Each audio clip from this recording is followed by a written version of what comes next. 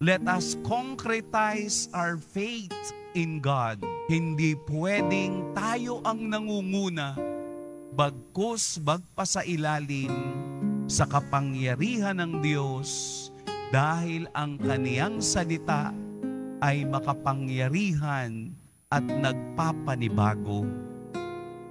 Sasamahan po natin si Maria, ang ating banal na ina, sa kaniyang paglalakbay sa 9 na buwan na ang tunay na konkretong pagmamahal ng Diyos ay dala-dala niya upang ibigay sa atin at makita natin ang tunay na pagbibiyaya ng Diyos.